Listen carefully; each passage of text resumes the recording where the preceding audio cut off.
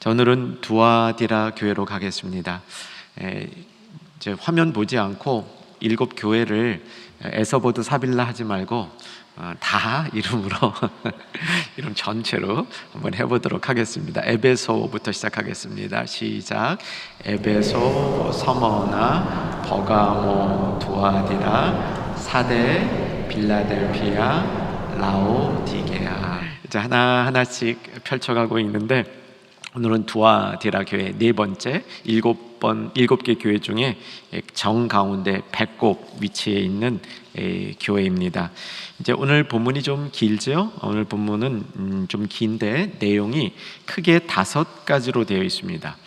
두아디라 교회에 예수님께서 칭찬을 해주시고, 먼저 칭찬하시고, 두 번째 문제점을 지적하시고 책망을 하십니다.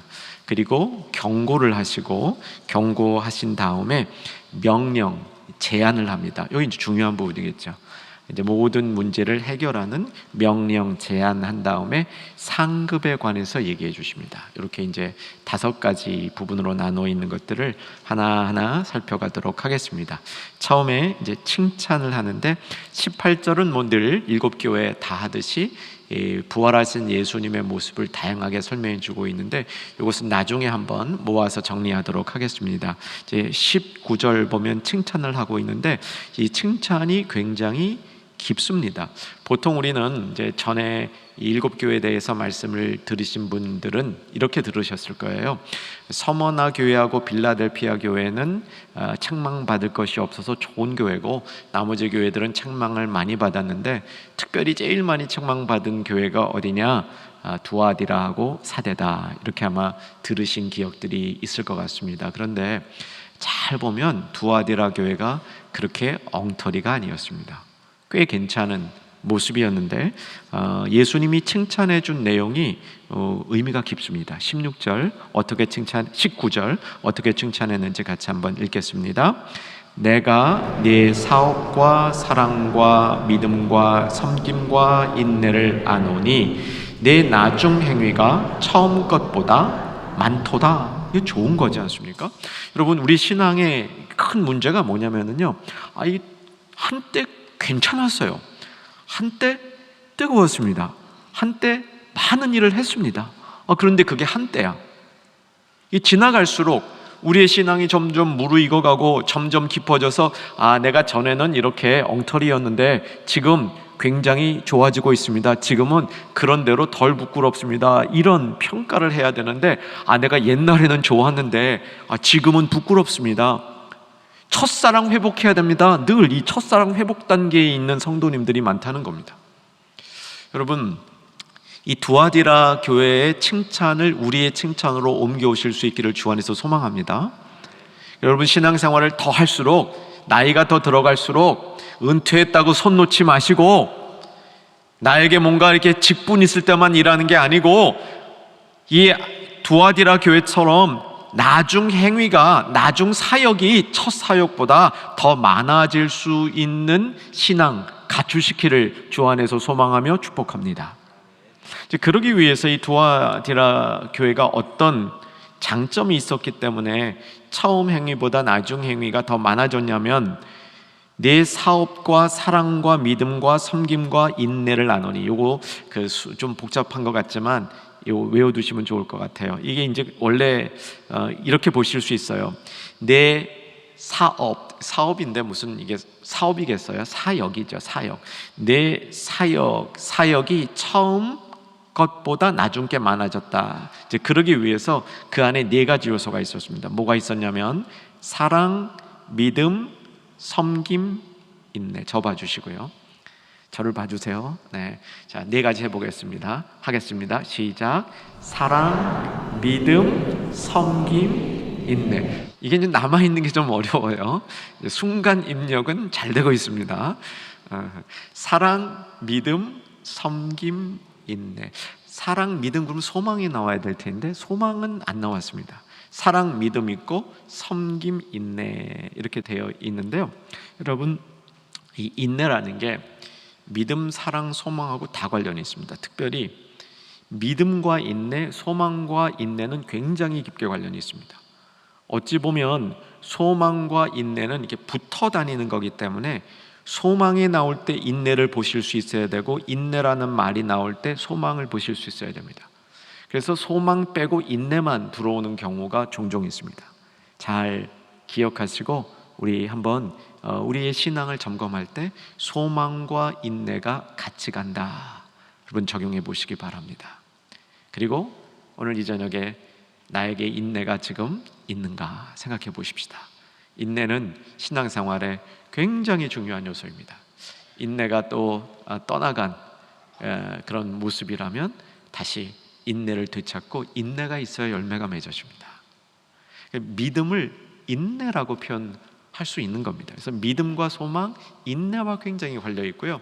사랑과 섬김이 관련이 있습니다. 사랑은 내 안에 있으면서 섬김을 통하여 외부로 표현이 되는 겁니다.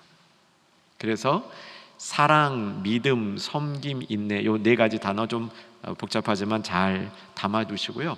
이런 것들이 우리에게 남아 있을 때 지금 우리의 행위, 사역보다 나중의 행위, 사역이 더 많아지고 좋아진다. 이게 오늘 가르침의 본질입니다. 여러분, 우리의 신앙이 지금보다 늘 좋아지는 신앙 반드시 있어야 됩니다. 그러기 위해서 사랑, 믿음, 섬김, 인내, 이것들이 남아있는 우리들의 신앙 되기를 바라며 두아디라 교회가 그런 교회였다는 겁니다. 자, 이 괜찮은 교회에 사실은 큰 암덩이와 같은 문제가 있었는데 20절 그 내용이 정리되어 있습니다. 20절 무슨 문제가 있었는지 한번 살펴보십시다. 시작.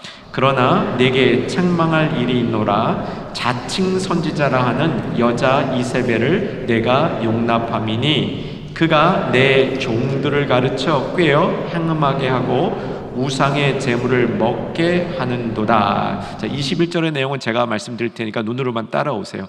그래서 회개할 기회를 줬는데 도대체 회개를 안 했다는 겁니다. 22절에서 그래서 회개하지 아니하는 그들을 예수님께서 아주 모질게 다루신다. 그런 얘기가 22절, 23절, 24절까지 그 내용이 이제 쭉 책망이 진행되고 있는 겁니다. 책망의 내용이 좀 많죠. 그래서 이 책망의 많은 내용들 때문에 두아디라 교회가 책망을 많이 들은 교회다 이렇게 얘기를 하는데 사실은 한 가지 내용인 겁니다.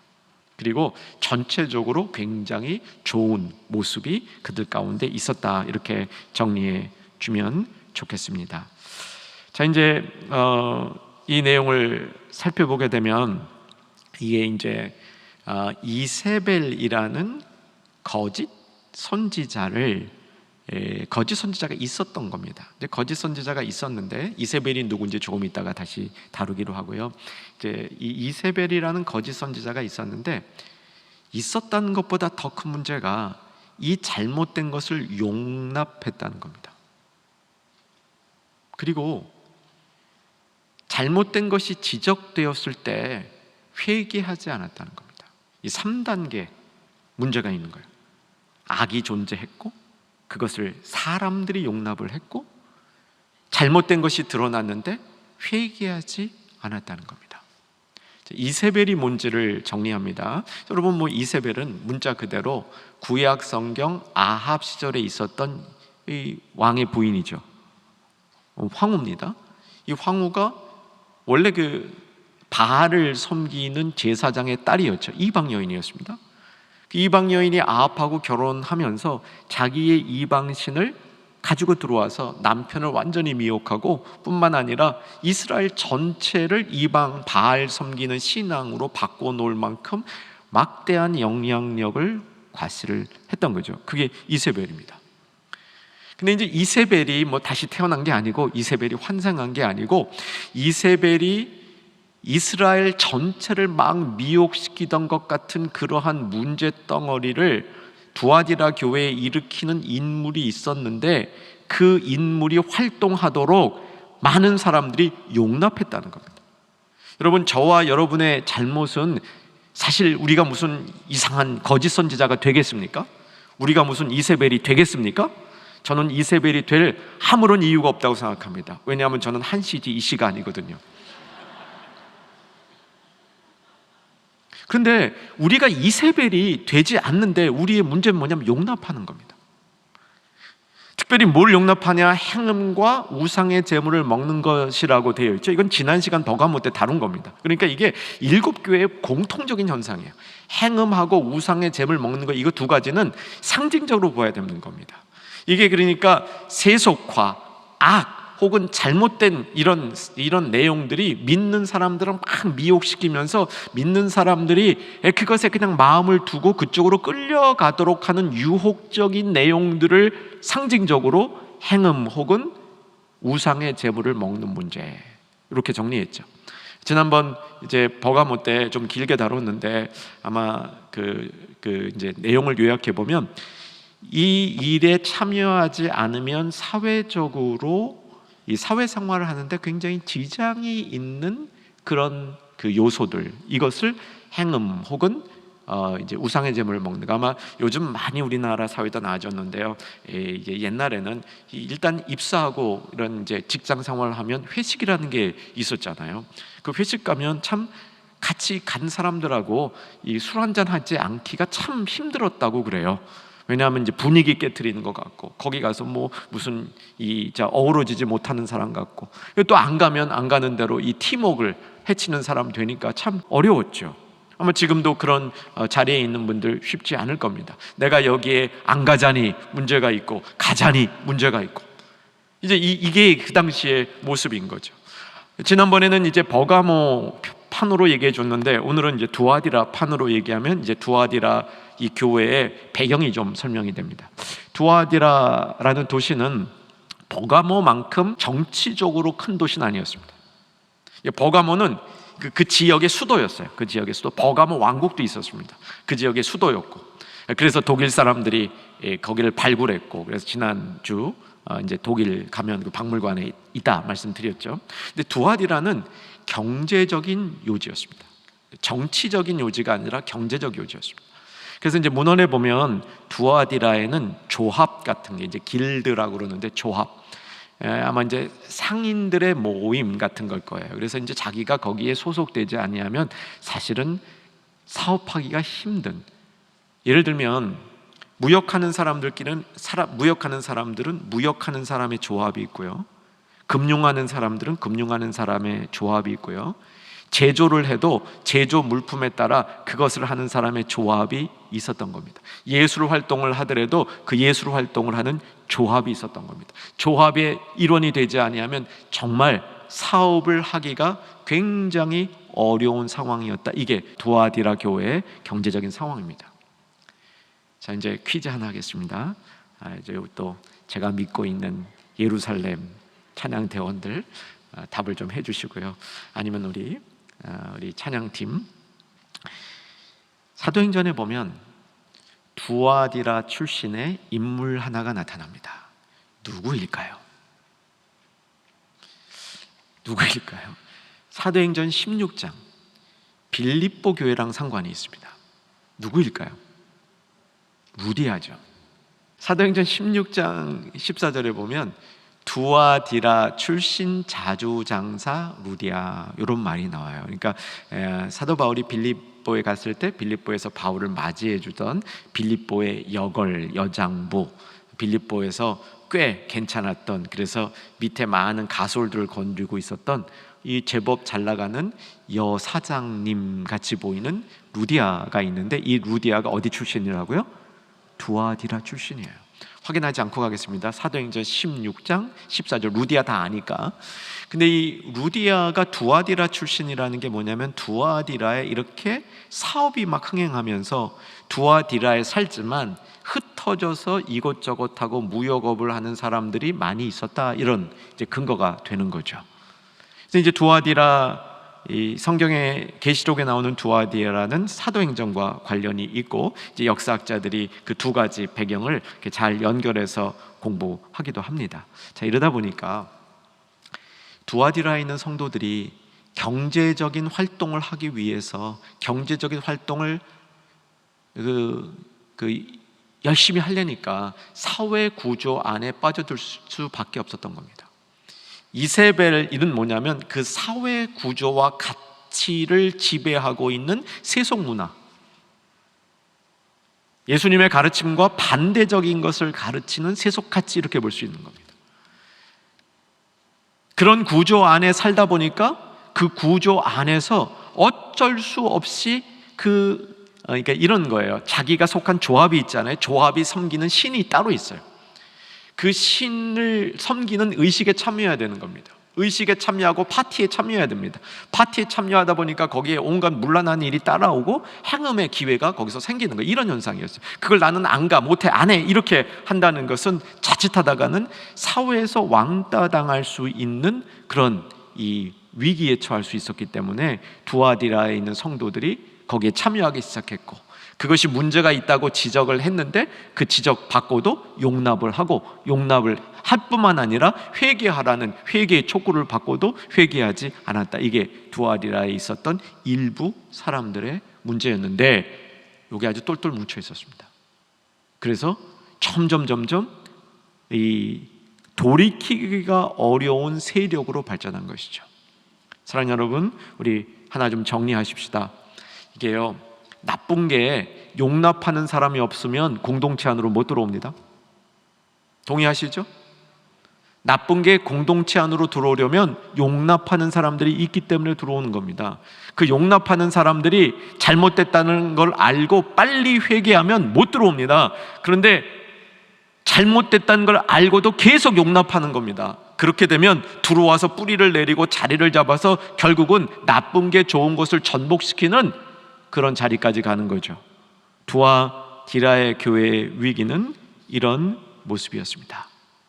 자, 이제 좀 문제를 한번 이제 쭉 에베소, 서머나, 버가모, 두아디라까지 정리해 보겠습니다. 에베소 교회의 문제가 뭐였습니까? 첫사랑을 잃어버린 거였습니다. 첫사랑을 잃어버린 것이 에베소 교회의 문제였는데, 에베소 교회에 장점이 있었습니다. 에베소 교회는 자칭 거짓 사도를 분별해서 거부했습니다.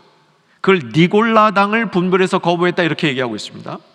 이 쭉 여러분 읽어가시면서요, 이세벨, 니골라당, 뭐 거짓 사도, 거짓 선지자, 이런 거 다 그냥 똑같은, 발람의 교훈 다 똑같은 거라고 보시면 됩니다. 그러니까 계속 이 세상에 나쁜 문화가 들어오도록 허용하고 있는 것, 이것을 이런 다양한 표현으로 가르쳐주고 있다라고 얘기해 주는 거죠.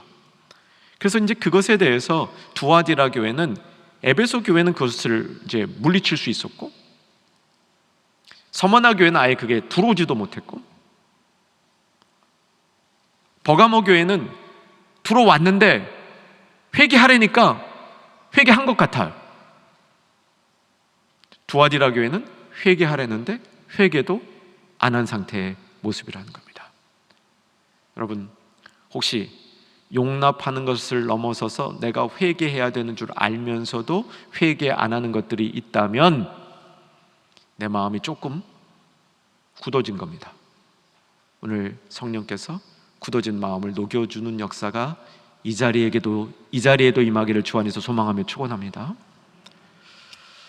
자, 그러면 이제 우리에게 질문이 생기죠. 야, 이렇게 세상 속에 가면 오염될 수 있는데, 그러면 성경은 세상에 들어가지도 말고 접하지도 말고 그냥 다 분리된 상태에서, 격리된 상태에서 진공 속에서 살라고 그러는 겁니까? 아닙니다.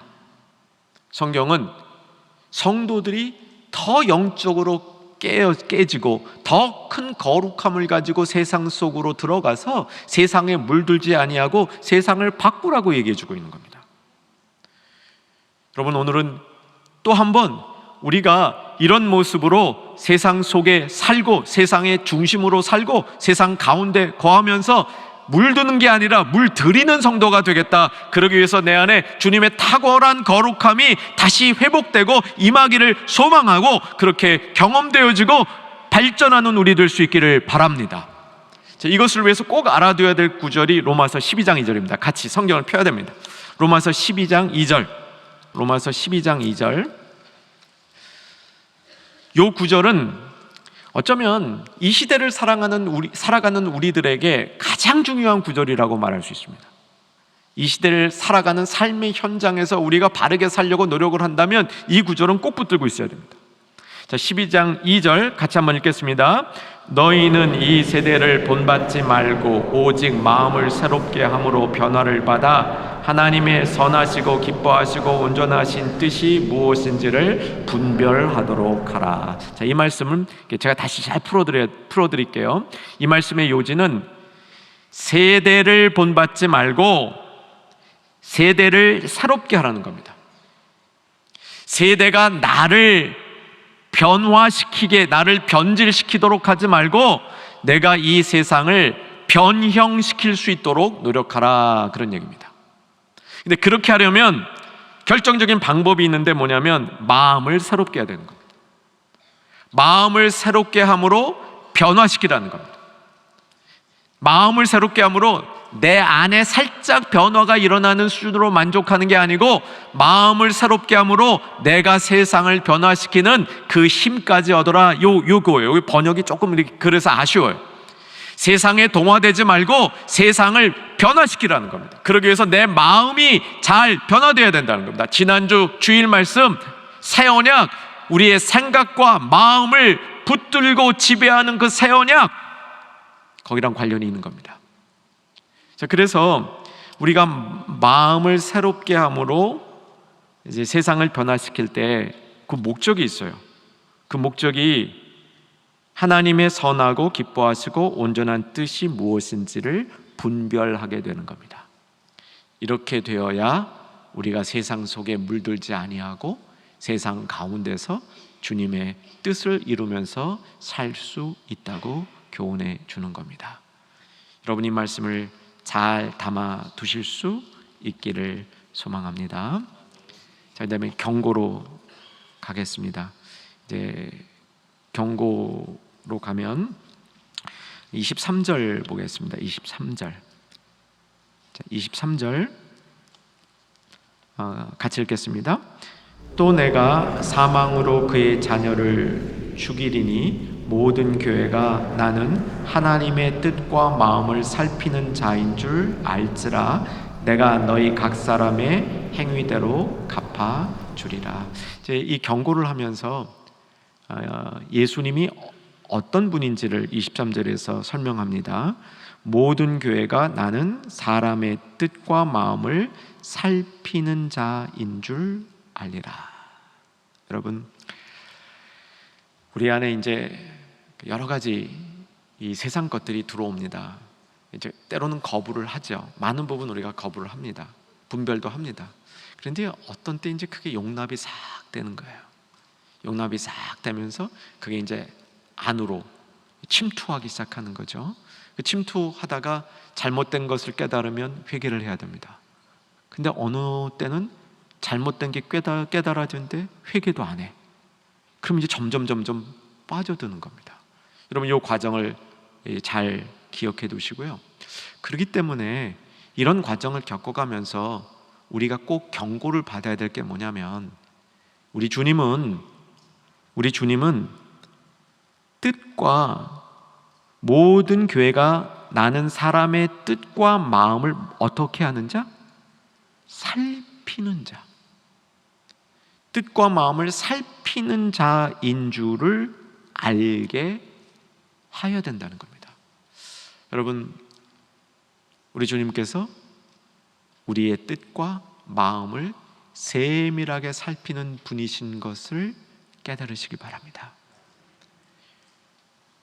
이 경고를 우리 마음속에 잘 담고 있을 때 세상을 용납하는 일이 우리에게 줄어들죠. 그리고 잘못되었을 때 빨리 회개할 수 있는 회개의 영이 우리 가운데 일어난다는 겁니다. 사랑하는 여러분, 혹시 오늘 금요일이 되면 이제 어김없이 나오는 게 있죠. 제가 뭘 말씀드리려고 그런지 감을 못 잡으셨을 것 같아요. 금요일이 되면 어김없이 나오는 게 뭐냐면 3분 영상입니다. 3분 동영상, 온전한 말씀. 보신 분, 오늘 나온 거 보신 분 손 살짝만 들어주시면 네, 감사합니다. 오늘 한번 꼭 보시고요. 이걸 좀 소개해 줘 보세요. 지난주 설교 말씀을 제가 봐도 잘 요약했어. 그리고 그림은 또 왜 이렇게 잘 그렸어? 한번 꼭 보셔야 돼요. 근데 이 지난주 말씀 가운데 여러분 기억나세요? 하나님이 우리 새 언약 마음과 의 생각을 거기에 하나님을 거기에 둔다 그랬어요. 그러면 그게 뭐냐면 우리 안에 뭔가 생긴 거예요. 하나님 우리 안에 넣어둔 게 있는 거예요. 넣어둔 게. 그 중에 하나가 뭐냐면 회개하는 마음이에요. 회개하는 마음. 돌이킬 수 있는 거예요. 돌이킬 수 있는 거. 여러분, 이 돌이킬 수 있는 마음을 하나님이 주시는 겁니다. 그러기 위해서 우리는 하나님께서, 예수님께서 내 뜻과 마음을 어떻게 하시는 분? 살피시는 분이라는 걸 아셔야 됩니다. 이게 살핀다는 말이 아주 낱낱이 잘 꿰뚫어 보는 겁니다. 그렇게 경고를 해주시는 거죠. 사람의 뜻과 마음을 잘 살피시는 하나님, 그 불꽃같이 지키시는 그런 예수님의 눈동자가 있기 때문에 우리가 용납해야 될 것을 용납하지 아니하는 삶의 자리에 설 수 있게 된다는 것이죠. 자, 이제 오늘 가장 중요한 부분으로 가겠습니다. 자, 그래서 이렇게 문제가 된 두아디라 교회 성도들에게 예수님이 주시는 명령이 있습니다. 오늘 가장 중요한 부분인데 이 명령을 좀 보도록 하겠습니다. 25절입니다. 25절 같이 읽겠습니다. 다만 너희에게 있는 것을 내가 올 때까지 굳게 잡으라. 문제가 생긴 삶 가운데 특별히 어쩌면 이 세상을 살아갈 때 세상의 문화가 정말 나의 신앙을 어렵게 합니다. 이런 상태에 있을 때, 아니면 내 자신을 지켜야 될 중요한 그 상황에 있을 때 이 말씀은 우리에게 좋은 도움이 됩니다. 너희에게 있는 것을 굳게 잡으라.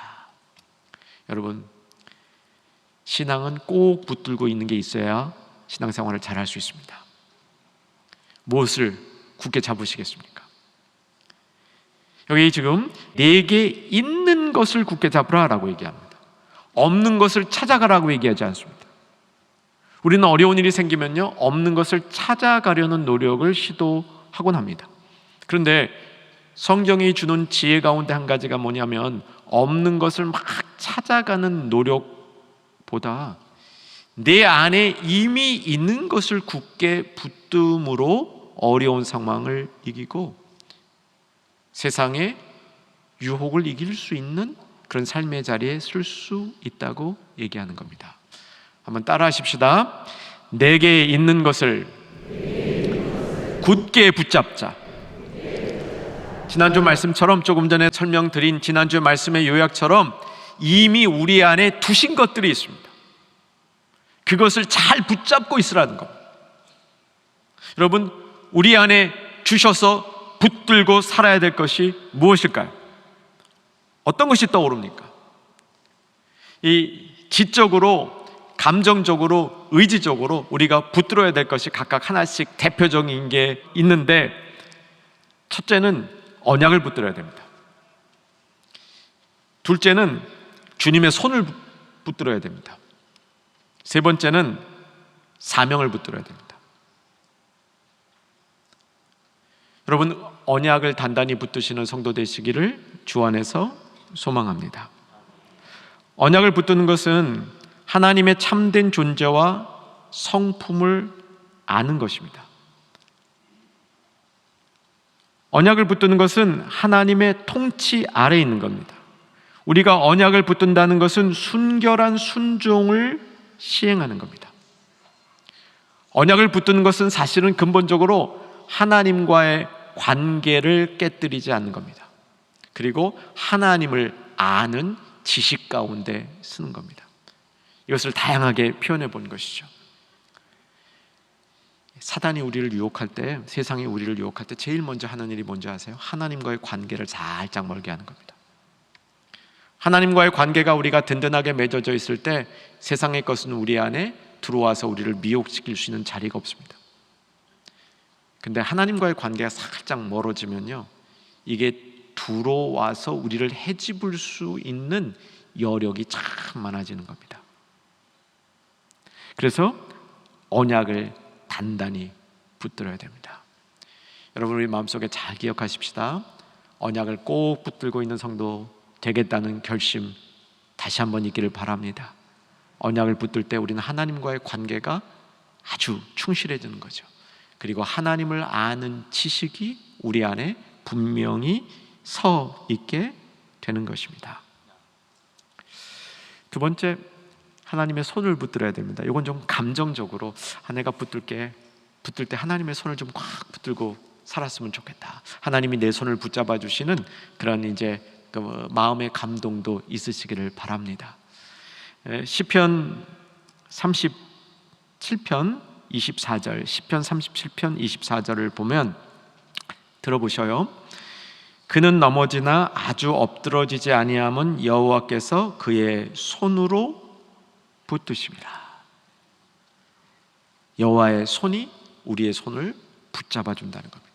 그러므로 우리도 그의 손을 붙들고 있어야 하는 것이죠. 세 번째, 우리가 붙들어야 될 내용은 사명을 붙들어야 됩니다.